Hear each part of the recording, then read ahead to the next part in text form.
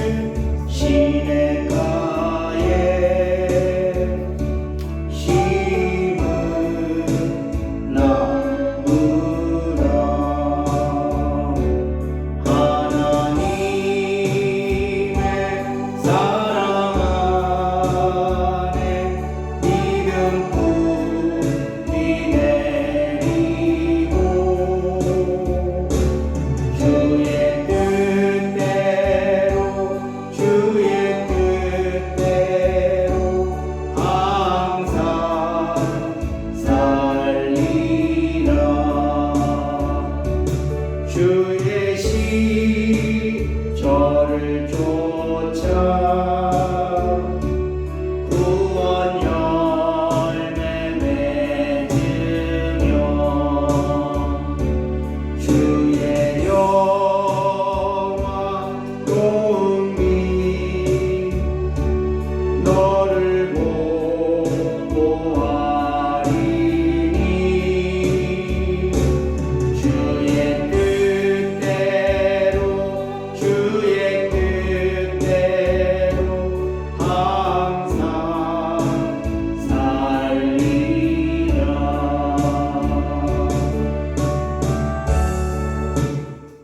기도하겠습니다. 사랑의 주 하나님, 우리 상담교회를 사랑하시고 52년 전에 이곳에 이 교회를 세우셔서 주님의 교회로 지금까지 주님의 은혜로 세워주시고 하나님 주님 오시는 그날까지 영원구원 교회 세움을 위하여 나아가는 교회 되게 하심을 진심으로 감사합니다. 하나님의 뜻이 계셔서 우리 교회에 또 목장교회를 열게 하시고 준비케 하시니 진심으로 감사합니다. 우리 일기 목자 교육을 통하여 목자들이 하나님의 뜻을 바로 깨닫고 참 교회를 하나님 아버지 이루어가는데 부족함이 없도록 도와주시옵소서. 코로나19로 인해서 지금 우리 주변에도 우리 교회 안에도 하나님 이렇게 몸이 약하고 이 코로나가 가까이 다가왔음을 봅니다. 주님이 늘 지켜주시고 하나님이 코로나의 위기 속에서도 우리가 믿음을 끝까지 지킴으로 하나님의 영광을 나타내는 우리 모두 되게 하여 주시고 특별히 목자들 하나님 건강 지켜주셔서 귀한 사명 잘 감당케 하시옵소서. 부족한 종에게 지혜를 주시고 은혜를 주셔서 처음부터 마치는 시간까지 오늘 3주차 교육을 잘 마칠 수 있도록 주님 도와주시고 각 가정에서 이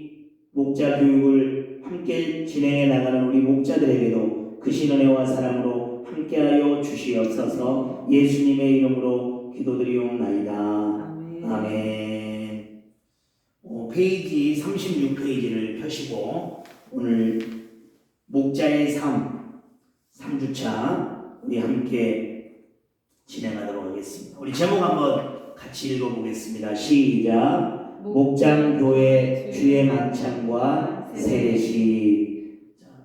요절 말씀입니다. 고린도전서 10장 16절로 17절 36페이지에 있는 암송 요절을 같이 읽겠습니다. 시작. 우리가 축복하는 바 축복의 자는 그리스도의 피에 참여함이 아니며 우리가 떼는 떡은 그리스도의 몸에 참여함이 아니냐. 떡이 하나요 많은 우리가 한 몸이니 이는 우리가 다 한 떡에 참여함이라. 아멘. 37페이지 서론을 먼저 읽고 제가 설명을 좀 드리겠습니다. 읽겠습니다. 시작. 목장교회에서 시행하는 주의 만찬과 목장교회가 주관하는 세례식은 목장교회가 단순한 소그룹 이상의 작은 교회됨을 보여주는 것입니다.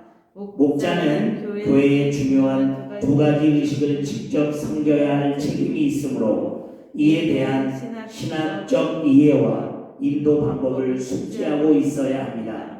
단 성만찬과 세례식은 목회자의 감독과 위임에 의해서 진행되어 교회 공동체의 질서의 덕을 세우도록 해야 합니다. 목장원들에게 목자는 주일이나 목자 모임에서 목회 사역자에 의해 위임된 책임을 수행한다고 설명한 후 진행해야 합니다. 삼가는 각 교회가 속한 교단의 신학적 입장과 교회 공동체의 지혜로운 결정을 존중하여 시행할 필요가 있습니다. 오늘 이 말씀은 잘 들으셔야 됩니다.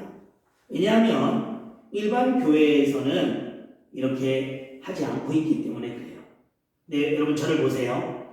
일반 교회의 시행, 교단이나 교회가 시행하는 게 중요합니까? 주님의 명령과 하나님의 말씀을 따라 사는 게 중요합니까? 주님의 명령. 예, 당연하죠. 그런데 그렇다고 해서 교단을 무시하자는 뜻은 아니지만 하나님의 뜻이 어디에 있는지를 바로 알아서 목장교회라는 것이 바로 그겁니다. 하나님의 뜻이 어디에 있는지를 알아서 우리가 가는 것인데 우리가 이 목장교회를 배울 때 처음에 사주를 배울 때 나누었던 것처럼 우리는 지금 목사님 중심의 교회를 가자는 것이 아니라 물론 목사님 중심의 교회지만 베드로전서에 나와 있듯이 우리는 왕같은 제사장이요 거룩한 나라요 하나님의 속한 백성이라고 우리 베드로 사도를 통해 배웠죠. 그것을 통해 종교개혁이 일어났고 천주교회에서 기독교가 나왔듯이 더 건강한 교회를 세우기 위해 하는 것이 지금 우리가 목장교회입니다. 그래서 오늘 두 가지를 기독교는 많은 천주교와 같은 의식을 따르는 것이 아니라 딱 두 가지를 반드시 따르는데 그것이 뭐냐면 주의 만찬과 세례식이죠. 이 두 가지의 의식이 성경을 찾아볼 때 누구에게도 위임됐느냐? 사도들과 목자들에게만 위임된 것이 아니라 일반 집사들과 제자들에게도 위임됐다는 사실을 여러분 기억하시기를 바라고 누가복음 24장 오늘 새벽에 우리 생명의 삶에서 나누었던 말씀에 예수님이 십자가 지기 전날에 24장 14절로 20절에 보면 제자들에게 이 떡과 잔을 마시며 나를 기념하라 그랬습니다. 그때는 교회가 없던 때입니다. 성령도 임재하지 않았기 때문에. 근데 그들에게 뭐라 그랬냐면 바로 너희들이 내게 지금 배운 이 떡과 잔을 나누는 주의 만찬을 네가 직접 삶 속에서 이루라고 하셨습니다. 그러니까 우리도 이렇게 하는 것이 누구의 리더십 안에서 목회자가 위임한다면 가능하다는 것이죠. 그래서 오늘 이 시간에 하는 것이고 또 하나가 뭐냐면 사도행전 8장 26절로 40절에 보면 빌립 집사입니다. 빌립 사도가 아니에요. 초대교회 7 집사 중에 하나였던 빌립 집사가 길을 가다가 에디오피아 내시를 만납니다. 그가 마차에서 성경 읽는 소리를 듣고 그를 만나서 하나님의 말씀 이사야에서의 말씀이라는 것을 가르친 이후에 그가 확실히 예수 믿는 것을 알고 빌립 집사가 뭐를 하죠? 거기서 세례 신뢰를 주는 장면이 나옵니다. 즉 뭐예요? 목사가 준 게 아니에요. 근데 빌립 집사가 할 수 있었던 이유는 뭘까요? 하나님이 세우신 사도들 12사도의 교회에 세운 집사였기 때문에 즉 누구예요? 베드로나 교회의 사도들에 의한 위임이 있었기 때문에 그가 세례를 베풀었다는 것이죠. 이해되시면 아멘? 그래서 오늘 이 서론에 읽었던 내용은 뭐냐면 우리 목장교회 안에서도 목회자의 반드시 위임과 리더십이 위임이 있다면 세례식과 주의 만찬을 할 수 있다. 그런데 여러분 참고할 사항은 세례식까지는 교회들이 지금까지 한 예는 거의 없어요. 그리고 주의 만찬은 이렇게 사순절이나 또 원한다면 하는 예는 있지만 세례식은 근데 앞으로 우리가 대환란이 일어나거나 우리 가정이나 교회 안에서 옛날 초대교회처럼 카타콤과 같이 그런 교회 공동교회를 모일 수 없는 상황에는 위임이 된다면 충분히 세례식도 가능하다는 것을 꼭 기억하시길 바랍니다. 그래서 여러분 서론의 세 번째 줄 중간쯤에 가면은 이런 내용이 있어요. 한번 줄을 꺼보세요. 37페이지 서론 세 번째 줄에 목자는 찾으셨으면 아멘. 예, 목자 줄쭉 끄세요. 목자는 교회의 중요한 한두 가지 의식을 직접 섬겨야 할 책임이 있으므로 이에 대한 신학적 이해와 인도 방법을 숙지하고 있어야 됩니다. 그리고 서론 제일 끝에 가보세요. 3과는 끝에도 두 번째, 서론 끝에도 두 번째. 3과는 각 교회가 속한 교단의 신학적 입장과 교회 공동체의 지혜로운 결정을 존중하며 시행할 필요가 있습니다. 그러니까 하는 게 목적이 아니잖아요. 그러니까 우리가 이 의미를 알고 그만큼 목장교회는 성경적이고 중요하다는 것을 알고 빨리 하려고 하지 마시고 목사님과 잘 상의하고 목사님이 인정한다면 그 안에서 우리 만찬과 성만찬과 세례식을 베푸는 여러분들 된다면 더 건강한 교회가 되고 더 주님이 원하시는 목장교회가 될 줄로 믿습니다. 자, 1번 37페이지 아랫부분에 1번 목장교회와 주의 만찬. 1번 주의 만찬에 대한 성경적 이해. 이제 쭉 읽어나가면서 밑줄에 답을 달겠습니다. 주의 만찬은 예수께서 제자들과 함께 마지막 식사를 하시면서 제자들이 주님을 지속적으로 묵상하고 기념함으로 예수 그리스도의 재림에 이르도록 쓰임받아야 할 영원한 공동체라고 한번 써보세요. 영원한 공동체가 되도록 하신 사건이었습니다. 그러니까 이 주의 만찬은 영원한 공동체, 다시 한번 공동체가 되도록 할 때 만드시는 귀한 사역이라는 거예요. 넘겨보세요. 너무나 쉬운 말이니까 넘어가겠습니다. 38페이지. 그럼 구약적 신약적 배경은 어떻게 되느냐? 구약적 배경, 구약에서는 6월절이면 가족들이 문설주와 임방에 바른 어린 양의 피를 보고 심판의 사자가 넘어갔던 하나님 은혜의 구속 사건, 구속이라고 써보세요.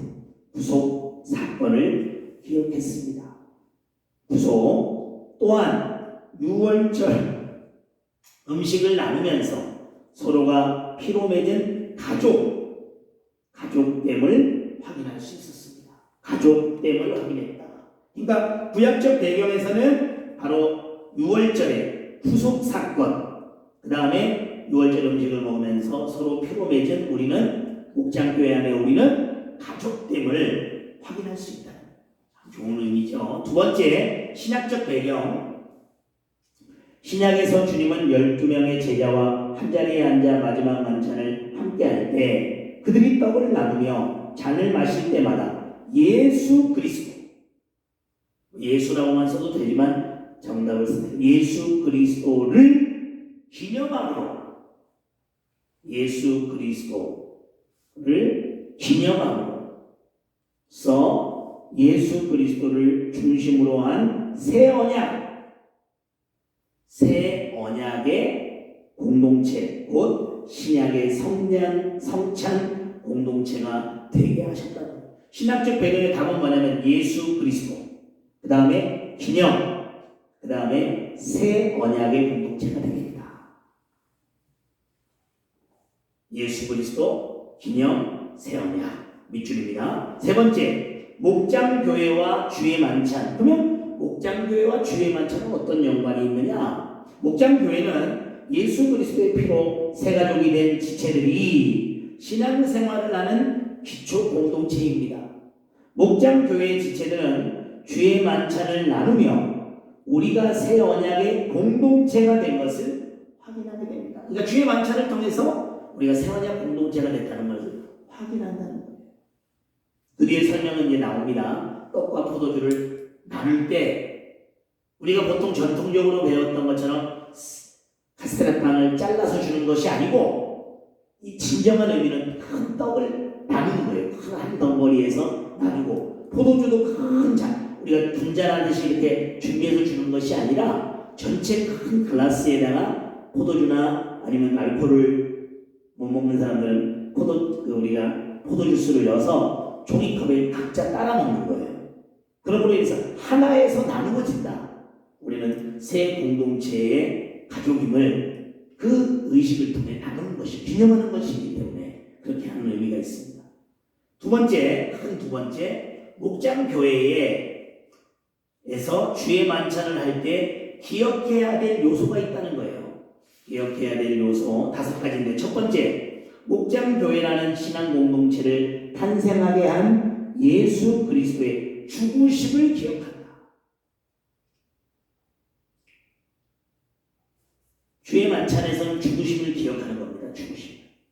자, 마가복음 14장 22절로 25절 한번 읽어보겠습니다. 같이 시작. 그들이 먹을 때에 예수께서 떡을 가지사 축복하시고 떼어 제자들에게 주시며 이르시되 받으라, 이것은 내 몸이니라 하시고, 또 잔을 가지사 감사기도 하시고 그들에게 주시니 다 이를 마시매 이르시되 이것은 많은 사람을 위하여 흘리는 나의 피 곧 언약의 피니라. 진실로 너희에게 이르노니 내가 포도나무에서 난 것을 하나님의 나라에서 새 것으로 마시는 날까지 다시 마시지 아니하리라 하시니라. 주님은 나의 죽음과 부르심, 나의 죽으심을 기념하면서 떡과 포도주가 살과 피임을 기념하라고 하면서 마지막에 뭐라고 그랬어요? 진실로 이르노니 내가 포도나무에서 난 것을 하나님의 나라에서 새 것으로 마시는 날까지는 다시도 마시지 않는다. 그러면 내가 내일 이후에 십자가에 죽는다. 나는 이제 포도 열매 너희들처럼 먹지 못한다. 그것을 말하는 이야기다. 제자들은 이해하지 못했을 수 있지만 예수님은 이 인생의 마지막, 제자들과의 마지막 전날 밤에 그들에게 이 주의 만찬의 중요성을 강조했던 것입니다. 두 번째, 목장교회는 그리스도의 피로 맺어진 공동체, 곧 하나님의 뜻을 중심으로 하는 새 가족임을 기억하고자 합니다. 자, 앞부분에 38페이지 밑에 답은 죽으심입니다. 주의 만찬을 할 때 기억해야 될 요소. 그 다음에 39페이지 지금 마가복음 14장 읽은 다음에 두 번째 목장교회에서 새 그리스도의 피로 맺어진 공동체, 곧 하나님의 뜻을 중심으로 하는 새 가족임을 기억해야 됩니다. 가족. 자, 말씀 한번 읽어볼까요? 마가복음 3장 33절 이후 시작. 대답하시되 누가 내 어머니이며 동생들이냐 하시고 둘러앉은 자들을 보시며 이르시되 내 어머니와 내 동생들을 보라. 누구든지 하나님의 뜻대로 행하는 자가 내 형제요 자매요 어머니이라. 이 말씀 뭐냐면 예수님이 마리아와 야고보나 동생들을, 어머니를 부인한 것이 아니에요. 그분들도 내 혈육이지만 진정한 내 부모는 누구냐, 내 형제는 누구냐, 가족은 누구냐? 아버지의 뜻대로 하는 자.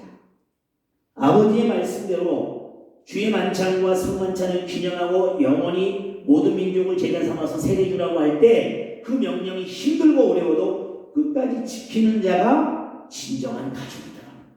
세 번째 한번 보겠습니다. 한 떡과 한 잔을 참여함으로써 우리가 그리스도 안에서 한 몸임을,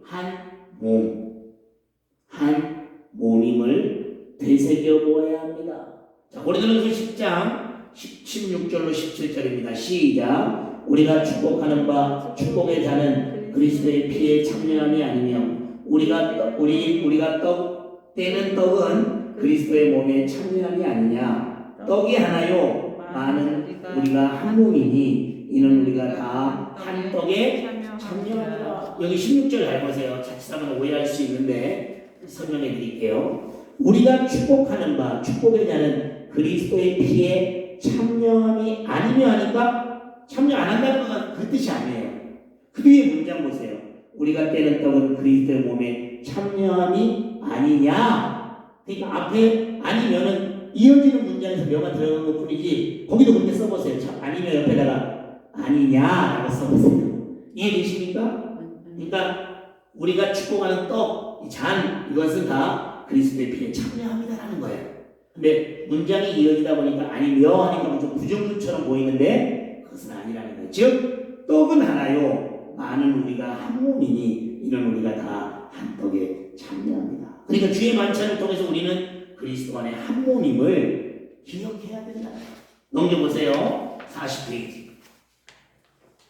우리는 주의 만찬에 앞서 자신을 살피고 죄를 고백함으로써 우리의 목장 교회가 거룩한 공동체가 되고 서로를 향한 용서의 공동체가 되게 해야 합니다. 용서라고 써있어요.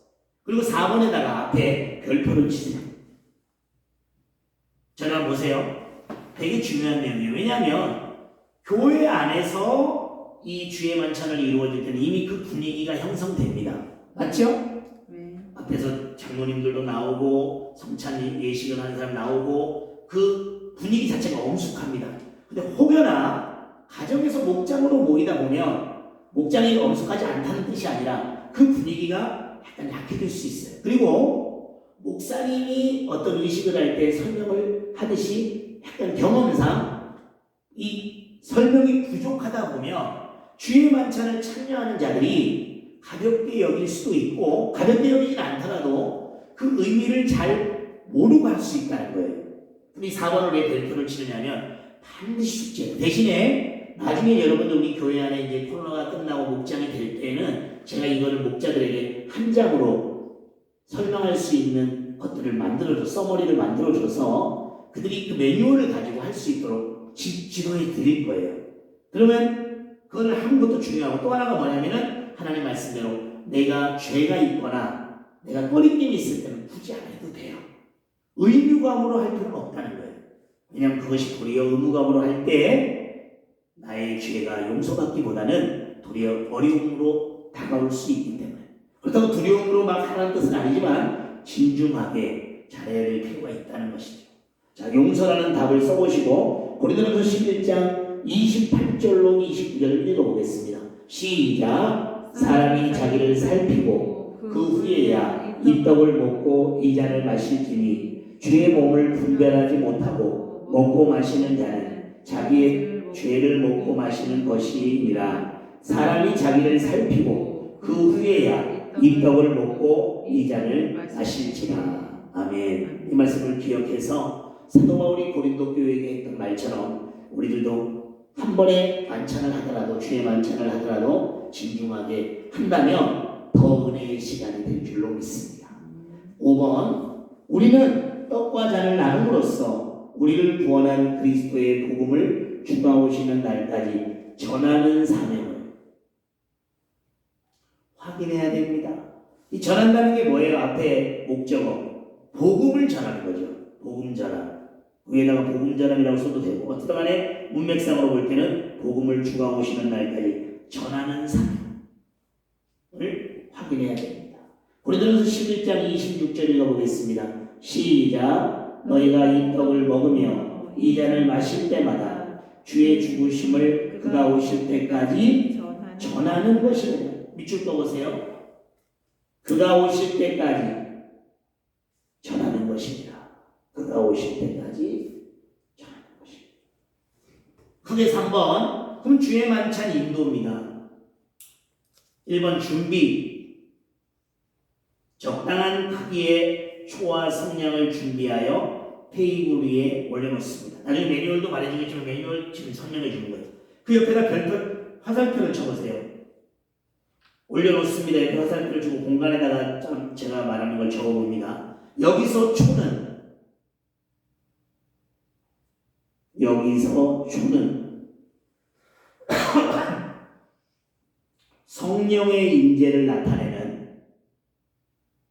성령의 임재를 나타내는 하나의 상징으로 촛불을 켜는 것입니다. 다시 한번 여기서 초는 성령의 임재를 나타내는 하나의 상징으로 촛불을 켜는 것입니다. 이해되시죠? 뭐 대단한 건 아니지만 의식이란 자체가 그래요. 의미를 부여하는 것이고 기념하는 것이기 때문에 이렇게 기억에 남도록 주님의 십자가를 기억하도록 하는 것입니다. 두 번째, 다 받아 적으셨나요? 다시 한번 읽어드릴게요. 여기서 초는 성령의 임재를 나타내는 하나의 상징으로 촛불을 켜는 것입니다. 두 번째, 포도주스와 목장원들이 함께 나눌 수 있는 멋있는 큰 유리잔을 준비합니다. 네, 여기서는 포도주스 큰 유리잔입니다. 설명 써보세요. 포도주로 하면 먹으면 좋겠지만 알코올 성분이 들어간 것에 적응 못하는 분들이 계시기에 아유 너무 길구나. 그래도 한번 적어보세요. 그 의미를 쓰면 되니까. 그래서 포도주를 준비하는 거예요. 여러분 포도주 우리가 담궈서 하는 것도 좋지만 혹시 알코올 때문에 힘들어하는 분들이 있더라고요. 제가 해보니까 그런 분들을 위해서 그냥 일반 주스를 준비해도 된다는 거예요.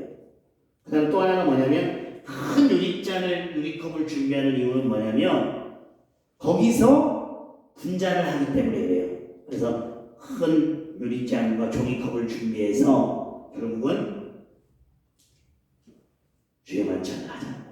이건 꼭 다 안 적어도 의미만 여러분 적어놓으면 됩니다. 이해되셨죠? 그 설명은 굳이 적을까요? 네, 그렇게 하면 되겠습니다. 그러니까 포도주로 하면 좋겠지만 알코올 성분이 들어간 것에 적응하지 못하는 분들이 계시기에 포도주스를 준비하고 대신에 큰 유리컵과 종이컵을 준비하여 나누도록 합니다. 뭐 이런 내용입니다. 세 번째, 깨끗하고 단순한 색상의 쟁반에 빵 한 개를 준비해 깨끗한 천으로 덮어놓습니다. 그러니까 큰 브레드빵 있죠? 그런 빵을 준비하라는 거예요. 조그만한 카스테, 옛날 우리가 교회에서 먹듯이 카스테 잘라놓지 말고 이왕이면 의미 전달 정확하게 예수님이 하셨던 대로 한다면 큰 빵을 준비해서 천으로 덮어놓으라는 거예요. 네 번째, 지금 41페이지입니다. 주의 십자가와 계속의 죽음과 관련 있는 찬송가나 주의 만찬과 연관 있는 복음성가 한두 곡을 부르며 주님을 깊이 묵상합니다. 그런 찬송가들 있잖아요, 그죠? 그런 찬양가를 부르면서 주의 만찬을 시행합니다. 두 번째, 시행. 밑줄을 꺼놓으세요. 밑줄을 끄면서 여러분들 함께 읽도록 하겠습니다. 밑줄 꺼보세요. 시작. 목자는 주의 만찬을 임의로 시행해서는 안 되며 교회가 정해준 기간에 담임 목사로부터 주의 만찬을 나눌 수 있는 권한을 위임받은 후 시행해야 됩니다. 임의로 동그라미 쳐보세요. 자, 목자는 주의 만찬을 임의로 동그라미. 그 다음에 동그라미 얹히는 교회가 정해준 기간에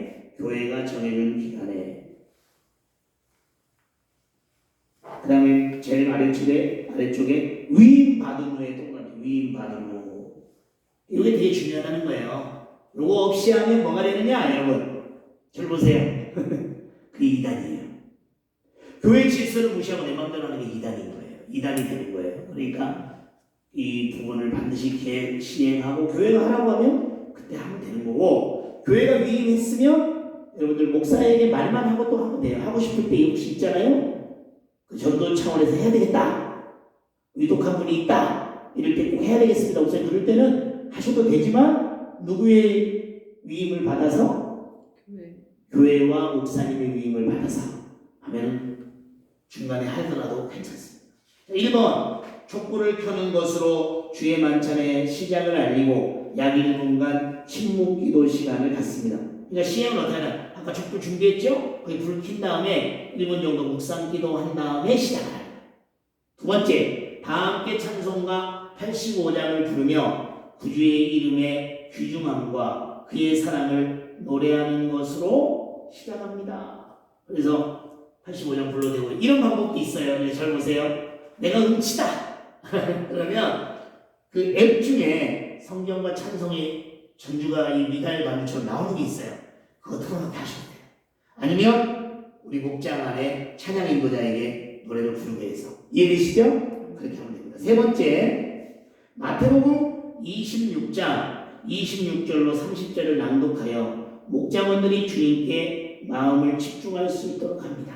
자, 같이 한번 읽어보겠습니다. 자, 41페이지 끝부터 42페이지 서론까지 시작. 그들이 먹을 때에 예수께서 떡을 가지사 축복하시고 떼어 제자들에게 주시며 이르시되 받아서 먹으라 이것은 내 몸이라 하시고 또 잔을 가지사 감사기도 하시고 그들에게 주시며 이르시되 너희가 다 이것을 마시라. 이것은 죄사함을 얻게 하려고 많은 사람을 위하여 흘리는 바 나의 피 곧 언약의 피니라. 그러나 너희에게 이르노니 내가 포도나무에서 난 것을 이제부터 내 아버지의 나라에서 새 것으로 너희와 함께 마시는 날까지 마시지 아니하리라 하시니라. 이에 그들이 찬미하고 감람산으로 나아가리라. 이렇게 읽고 하면 된다는 거예요. 4번 주의 만찬 앞에 서기 부끄러운 죄와 허물이 있으면 고백하는 기도를 합니다. 그리고 요한일서 1장 9절을 읽고 죄사함의 확신 가운데 임하도록 합니다. 자, 이걸 읽은 다음에 주님이 나를 죄사해 줬다는 것을 확신을 가지고 주의 만찬에 참여하는 요한일서 1장 9절 읽어봅니다. 시작. 만일 우리가 우리 죄를 자백하면 그는 미쁘시고 의로우사 우리 죄를 사하시며 우리를 모든 불의에서 깨끗하게 하실 것이요. 그다음 5번 보겠습니다. 5번 목자가 주의 만찬의 의미를 간단히 설명하십시오. 제가 읽어드릴게요. 예수께서 하나님의 선택된 속죄의 어린 양으로 오셔서 하나님의 기뻐하시고 복된 아들이 오히려 십자가에서 상처를 받으시고 깨어지사 거룩한 피를 흘리심으로 우리에게 죄사함과 구원을 선물로 주신 것을 기억하고 기념합니다. 동시에 그리스도 안에서 새 피조물이 된 우리도 하나님의 선택과 축복을 받은 자로서 깨어져야 하는 자요 동시에 우리 자신을 이웃들에게 나눠주어야 할 자임을 기억하고 묵상합니다. 즉 주의 만찬을 하는 목적을 두 가지를 얘기해 주는 거예요. 그 다음에 넘겨보세요. 43페이지에 6번 읽어보겠습니다. 믿지 않는 형제 자매들이 참석했을 때에는 주의 만찬을 시작하기 전에 우리 가운데 아직 우리 주님을 구세주와 주님으로 영접하지 않으신 분들은 부담을 느끼지 마시고 조용히 기도하시면서 떡과 잔을 옆에 계신 분에게 전달하여 주시면 감사하겠습니다. 그러나 우리는 모든 형제자매들이 마음에 꺼리낌이 없이 이 떡과 잔을 속히 받게 되기를 기도합니다라고 말함으로써 주의사항을 알리라는 거예요. 여러분 떡과 잔을 아까 분잔한다 그랬죠? 그때 옆에 있는 사람을 뭐 이렇게 막 또 설명하고 하면 또 막 시끄러워지니까 미리 어떻게 얘기하는 거예요? 아직 예수를 구주로 믿지 않았다면 부담 느끼지 마시고 그냥 전달해 오는 떡과 포도주를 옆으로 전달해 달라고만 얘기하는 거예요. 그리고 하려고 할 때 목자가 지혜롭게 거듭시켜야 돼요. 무슨 말인지 알죠? 아까 얘기했듯이 아직 그 부분이 준비되지 않은 사람이 먹는다면 도리어 그것이 그에게 해가 되기 때문에 이런 멘트를 던져주라는 것이죠. 7번 목자는 한 사람에게 떡을 위한 감사의 기도를 하게 합니다.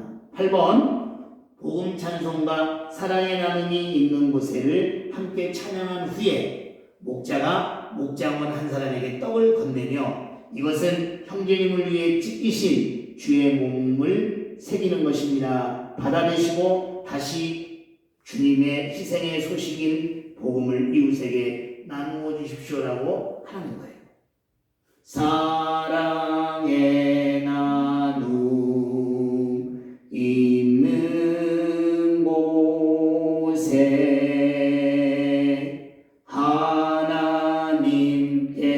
하나님께서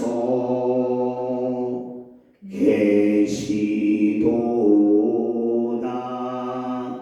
이런 찬양들을 부르면서 나누는 거예요. 그 다음에 9번 떡을 받은 사람은 떡을 받은 후 옆 사람에게 떡을 건네며 위와 같은 방법으로 똑같이 고백하라는 거예요. 그 다음에 10번 사랑의 나눔이 있는 곳을 부른 후 같은 방법으로 이제 잔을 나눠가는 것이죠. 10번, 11번 넘겨보세요. 44페이지. 떡과 잔을 옆 사람에게 건네며 축복하는 말을 해도 됩니다. 해도 좋습니다. 그러니까 주의 사랑으로 사랑합니다. 이렇게 된다는 거예요. 12번 지난 주일 설교 말씀으로 삶 나눔의 시간을 갖습니다.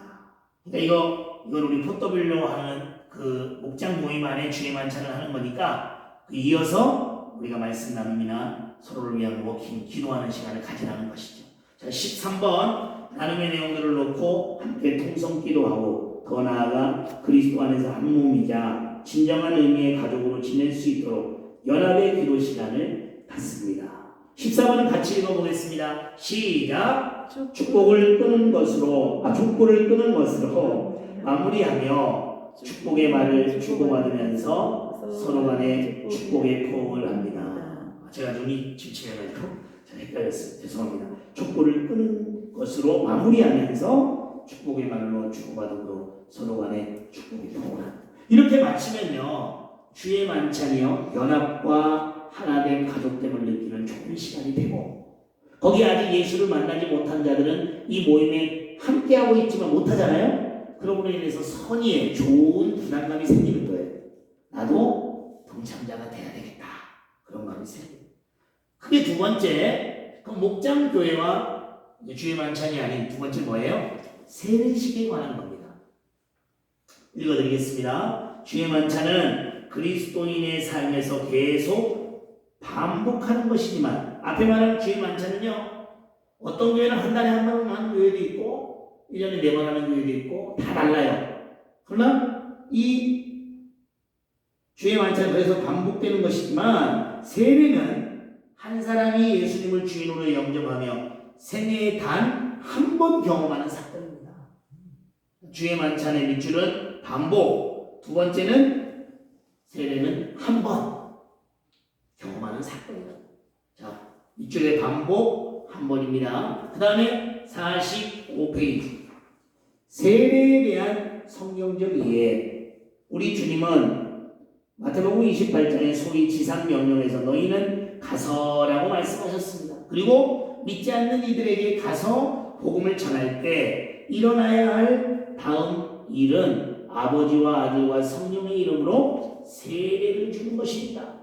1번 로마서 6장 3절 5절을 읽고 세례의 의미를 설명해 보십시오. 자, 같이 읽습니다. 로마서 6장 3절 5절 시작. 무릇 그리스도 예수와 합하여 세례를 받음으로 우리는 그의 죽으심과 합하여 세례를 받는 줄을 알지 못하느냐. 그러므로 우리가 그의 죽으심과 합하여 세례를 받음으로 그와 함께 장사되었나니 이는 아버지의 영광으로 말미암아 그리스도를 죽은 자 가운데서 살리심과 같이 우리로 또한 새 생명 가운데 행하게 하려 함이라. 만일 우리가 그의 죽으심과 같은 모양으로 연합한 자가 되었으면 또한 그의 부활과 같은 모양으로 연합한 자도 되리라. 답을 잘 달아보세요. 1번 예수 그리스도의 연합, 2번 죽음, 3번 장사 지냄, 4번 부활.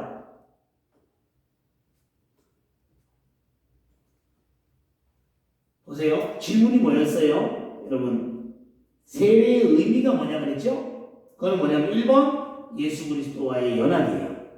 2번 예수 그리스도의 죽음, 3번 예수 그리스도의 장사 지냄, 4번 예수님의 부활을 그 세례를 통해서 회복된다는 것이죠. 그럼 뭐예요? 그래서 제가 말했죠. 저를 보세요. 성경적으로 보면 그 단어가 중요한 건 아닌데 엄밀히 말하면 세례보다 침례가 더 맞는 거예요. 물속에 들어갔다 나오거든요. 그래서 이 한 사람을 이렇게 세례를 하는 목사나 의식자가 눕혔다가 일으키기 때문에 그가 주님과 하나 된다는 의미도 있지만 물속에 들어갔다가 쑥 잠겼다고 합니다. 그래서 우리 침례교 목사들은 그런 말을 합니다. 침례를 줄 때 머리카락 하나, 발끝 하나라도 안 들어가면 안 된다는 거예요. 푹 잠겨야 된다는 거예요. 그래서 답은 예수 그리스도의 연합, 죽음, 장사 지냄, 부활의 의미가 있다. 넘겨보세요. 46페이지 사도행전 16장 13절로 15절에 의하면 초대교회에서는 세례식이 강가에서 이루어진 것으로 보입니다. 믿는 자들이 세례가 믿지 않는 자들에게 어떻게 보였을까요? 자, 사도행전 16장 13절로 15절 제가 읽어드릴게요. 안식일에 우리가 기도할 곳이 있을까 하여 문밖 강가에 나가 거기 앉아서 모인 여자들에게 말하니 두아디라 시에 있는 자색 옷감 장사로서 하나님을 섬기는 루디아라는 한 여자가 말을 듣고 있을 때 주께서 그 마음을 열어 바울의 말을 따르게 하신지라. 그와 그 집이 다 세례를 받고 우리에게 청하여 이르되 만일 나를 주 믿는 자로 알거든 내 집에 들어와 유하라 하고 강권하여 머물게 했다. 답을 달아보세요. 자, 그러면 믿는 자들이 세례 받을 때 주변 사람들이 봤을 거 아니에요. 그럼 그 사람들이 어떻게 생각했냐면 1번 한번 따라해 보세요.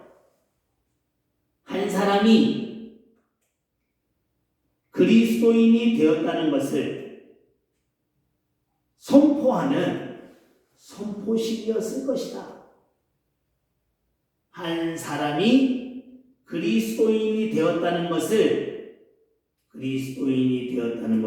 선포하는 선포식이 되었다.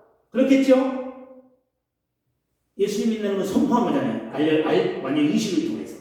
왜냐하면 그냥 수용하고 간 게 아니라 분명히 다른 의식을 뭔가를 했습니다. 두 번째, 축제의 시간이 됐을 것이다. 답을 그렇게 써놓고 설명만 들으세요. 내가 다 읽어주면 여러분 힘들 것 같아서 말씀드리는 거예요. 왜 축제의 시간이 됐을까요? 이 루디아 장사처럼, 이 자주 장사처럼 예수를 만났다는 그 기쁨이 있을 거 아니에요. 그러니까 딴 사람은 모르긴 하지만 왜 웃는지 즐거워하는지는 모르겠지만 즐거우니까 이 전도자들을 자기 집으로 유하게 했죠. 그죠? 그러니까 첫 번째는 선포식이고요. 예수님을 나는 믿는다라는 선포식이고, 두 번째는 축제의 시간, 행복한 시간이 되었다라는 것이죠. 두 번째, 자 그러면 그냥 답을 간단히 달려면 선포식, 축제의 시간 그래도 돼요. 예. 그 다음 두 번째, 목장교회와 세례식. 1번, 목장교회는 본질적으로 오라의 구조가 아닌 가라의 구조에 입각하여 세워지는 교회입니다. 그런 면에서 목장교회는 믿는 사람들만을 위해 존재하는 교회가 되어서는 안 됩니다. 불신자가 들어와 구원받는 교회가 되어야 됩니다. 밑줄 답이 뭐예요? 1번, 가라, 믿는. 이해되시죠? 네. 가라, 믿는. 2번, 46페이지 밑에 2번, 우리가 오랫동안 기도하며 전도했던 사람이 그리스도 앞으로 돌아와 새 사람이 된 것처럼 즐거운 일은 없습니다. 따라서 목장 공동체 앞에서 신앙을 고백하고 새로운 피조물이 되는 것을 공표하는 세례식의 자리는 함께 기도하고 함께 전도할 목장원에게는 무엇보다 감격스럽고 기쁜 축제의 시간일 것입니다. 축제의 시간이 돼야 된다. 그 시간에는 다 모여야 된다는 거죠. 딴 사람은 빠져도요, 교회 안에 이 세례식을 할 때는 그 목장원들은 다 가족이니까 오게 만들어야 돼요. 친가족도 오지만 목장교회 가족도 와야 된다는 거예요. 그래서 축하해야 된다. 왜냐하면 거듭난 시간이니까. 하나님의 자녀가 되고 지옥에서 천국 백성 된 시간이니까 와야 된다. 그래서 한번 세례식의 준비 및 진행 과정. 1번, 목자는 구원의 확신.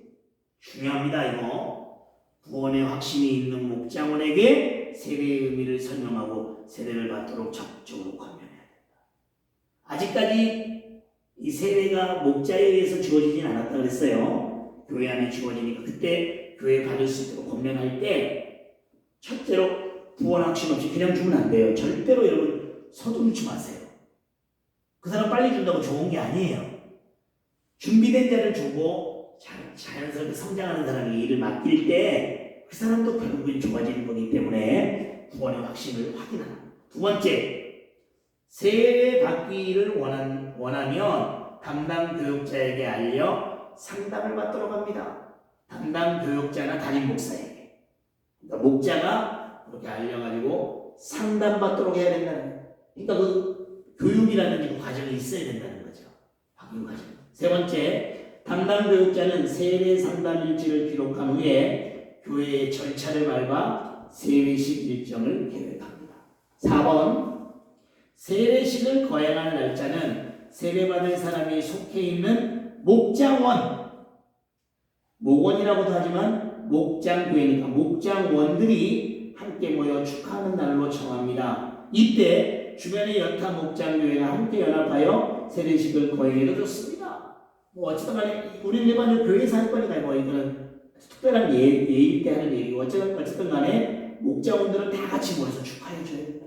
넘겨보세요. 마지막 48페이지 5번 같이 읽습니다. 시작. 목자는 이날을 세례받는 날 사람이 평생 기억할 수 있도록 목자원들과 함께 축제의 시간이 되도록 준비합니다. 이를 위해 소박한 선물과 함께 정성 어린 카드와 꽃 등을 준비하고 세례자의 가족이나 친구 등을 초청하여 간증의 기회가 되도록 해야 합니다. 간증의 기회. 아, 너무 좋다. 너무 좋다. 어느 때 가장 전달이 잘 되고 어느 때 물건이 잘 팔리느냐? 파는 사람이 막 웃으면서 울면서 설명해 보세요. 보험도 마찬가지예요. 그 보험사 잘하는 사람, 전국 1등 하는 사람들 보면요. 굉장히 밝아요. 저도 보험 하나, 우리 아이들도 보험 하나 든 게 있는데 그 사장 얼마 전에도 통화했는데 우리 딸 생일날 전화를 했더라고요. 어두연 사장이라고 문자 보내고. 그래요. 그게 뭐예요? 그 사람은 항상 밝고 집에서는 알아놓는 한이 있다. 즉 이 시간에 간증의 기회로 삼게 되면요. 그때 믿지 않는 자들이 돌아오는 거예요. 그래서 간증의 기회가 되도록 답은 간증입니다. 6번 세례받는 사람이 미리 세례간증문과 함께 기타 필요한 것들을 준비하도록 확인해 줍니다. 목자들은 잘 확인해 줘야죠. 리더가 그겁니다. 미리 확인하고 미리 준비해서 보여주고 나를 따르라 본받으라는 그런 식의 리더십이 참 좋은 겁니다. 7번 세례는 담당 목사가 집례하고 목자가 도와줍니다. 그러니까 제가 말했어요. 나중에 진짜 특별한 환란이 오거나 어려움이 왔을 때 아까 빌립 집사가 에티오피아 그 내시를 이제 떠나야 되고 에티오피아 내시하고 헤어져야 되는 시점인데 그때 안 주면 그때 언제 예루살렘 교회 가서 주겠어요. 그럴 때는 위임받은 자로서 요즘 전화가 있으면 핸드폰 전화해서 하면 돼요. 목사님께 위임받고 하면 돼요. 이해되십니까? 여러분과 저의 관계는 충분히 그렇게 되니까 그렇게 하면 되겠습니다. 그 다음에 8번 같이 읽습니다. 시작. 세례받는 이는 세례받기 직전에 목장교회 공동체 앞에서 구원 간증을 하고 세례받기 전에 교회 안에 또 이런 시간 가지면 은혜로운 거예요. 구원 간증을 하고 분명한 신앙 고백. 첫 번째 밑줄은 구원 간증, 두 번째 밑줄은 신앙 고백을 하도록 합니다. 저랑 보세요. 여러분 교회 공동체의 중요한 게 뭔지 아세요? 절 보세요. 각 사람의 신앙 고백이 분명해야 돼요. 아멘? 예수님은 나의 주와 구주시며 나는 하나님의 뜻인 영원구원 교회 세움을 실천하는 자가 되겠습니다. 이 고백은 분명한 거거든요. 그런 식으로 구원 간증을 하게 하고 분명한 신앙 고백을 하도록 합니다. 9번 같이 읽습니다. 시작. 세례식을 마친 후에는 목장교회 공동체가 모여 준비한 카드나 꽃 등 간단한 선물을 주면서 기쁨을 나누고 함께 찬양하고 축복 기도를 해줍니다. 개별적으로 가볍게 안고 등을 두들겨 주며 축복의 말을 해주는 것도 세례받는 이에게 잊지 못할 추억이 될 것입니다. 아멘. 그래서 오늘 교육을 마쳤습니다. 이게 처음 경험하는 얘기이고 아까 말했듯이 세례식 같은 경우는 목사님이 할 거니까 아직은 혹시 주님 오시는 날까지 한 번도 안 할 수도 있어요. 그러나 여러분 한 목자 한 분 한 분은 주님의 명령이요. 초대교회에서 빌립이 했던 것처럼 여러분들은 이 박은철 목사가 이 교회가 인정하는 날 주의 만찬과 세례식을 할 수 있다는 것을 기억하고 기도를 준비하기를 바라고 또 하나 방금 생각났어요. 여러분들이 경험한 주의 만찬에서 이미 이전 목사님, 이왕희 목사님이나 이런 분들 통해서 여러분 어떻게 주의 만찬을 했죠? 목사가 집례를 하면 장로님들이 나와서 위임 받아서 떡과 포도를 돌렸죠. 아멘? 그거 똑같은 거예요. 아멘? 당회가 아니라 할지라도 목자 여러분들이 내가 위임하는 적은 교회, 목장교회 안에서 이것이 이루어지도록 제가 위임한다는 거예요. 즉 목자가 우리 교회 안에서 목장교회가 그만큼 소중하다는 것을 말씀드리는 거예요. 우리가 그렇다고 해서 우리가 우쭐댈 필요도 없고 겸손한 가운데 이 모든 것들을 당회와 함께 목장교회가 함께 이루어져 갈 때 우리 교회는 건강하게 세워질 줄로 믿습니다. 기도하겠습니다. 하나님 아버지 은혜와 사랑을 진심으로 감사합니다. 오늘 제1기 목자교육 목자의 삶 3주차로 오늘 함께 은혜 받게 하시니 진심으로 감사합니다. 목장교회 안에 주의 만찬과 세례식이 거행될 수 있다는 것을 기억하고 잘 준비하여 복음의 기회가 된다고 여겨진다면 목사님께 인정 리더십을 위임받아 그 주의 만찬과 세례식을 거행함으로 인하여 주님의 죽으심을 기념하고 하나님 주님의 죽으심과 부활을 주님과의 연합을 우리 몸을 통해 의식을 통해 온전히 경험하고 예수 믿는 영혼 살리는 영혼 세우는데 쓰임받는 저희들 되게 하여 주시옵소서. 목자들이 이를 위하여 기도로 잘 준비하여 하나님께 쓰임받기를 원하옵고 예수님의 이름으로 기도드립니다. 아멘. 우리 이 시간에 박수로 하나님께 영광 돌리겠습니다.